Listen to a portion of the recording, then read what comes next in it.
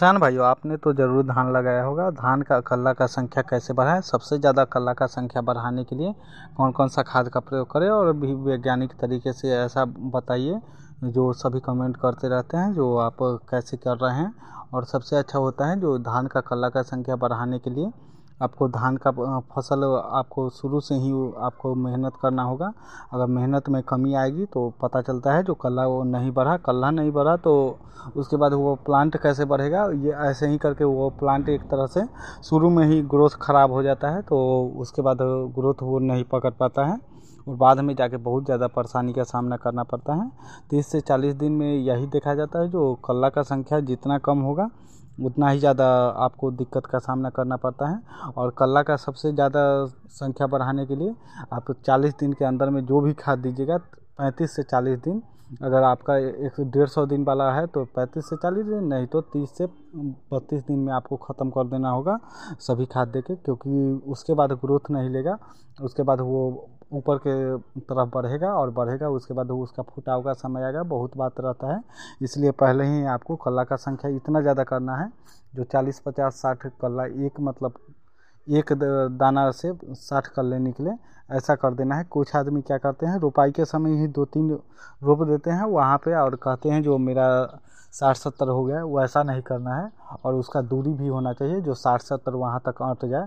अगर दूरी बढ़ गया है तो उतना ज़्यादा आप नहीं बढ़ाइए, क्योंकि अगर ज़्यादा बढ़ाइएगा तो बहुत ज़्यादा दिक्कत का सामना करना पड़ता है। अगर एक मतलब थोड़ा दूरी रहना चाहिए जिससे हवा का सर्कुलेशन ठीक रहे, और हवा का सर्कुलेशन जैसे ही ठीक होगा तो आप समझ ही सकते हैं ग्रोथ आप कितना भी लीजिएगा वो आपके लिए फ़ायदेमंद होगा और प्लांट के लिए भी फ़ायदेमंद होगा, धान के लिए भी फ़ायदेमंद होगा। ऐसे तो बहुत सारा खाद आता है मार्केट में तो आप अगर खाद लेने जाइएगा तो बहुत सारा ऐसा खाद आता है जो कि आपको दे दिया जाएगा, लेकिन उससे नहीं बेनिफिट हो पाता है। बेनिफिट आपको अगर कोई 3-4 खाद बता दिया जाए जिससे कल्ला का सिर्फ संख्या बढ़े। कुछ आदमी तो माइक्रोन्यूट्रेंट दे देते हैं, माइक्रोन्यूट्रेंट में भी सारा चीज़ मिला रहता है तो उससे भी आपका बर्बाद हो जाता है।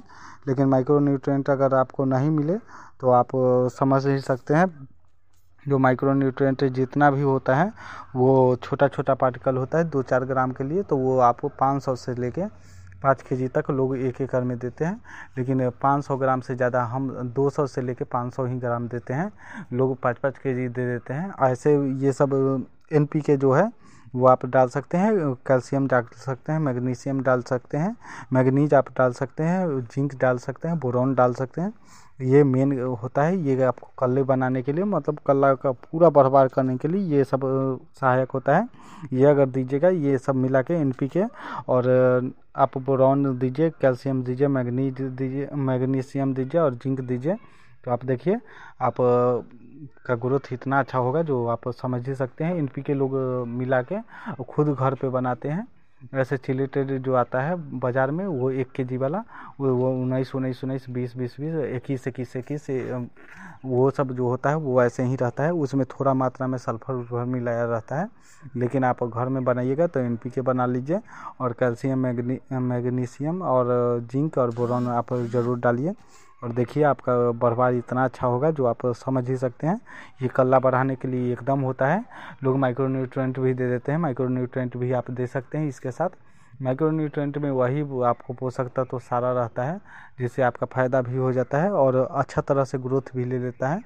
लेकिन NPK आपको ज़रूर डालना होगा और कैल्शियम ज़रूर डालना होगा। कैल्शियम का दूसरा स्रोत भी आप डाल सकते हैं।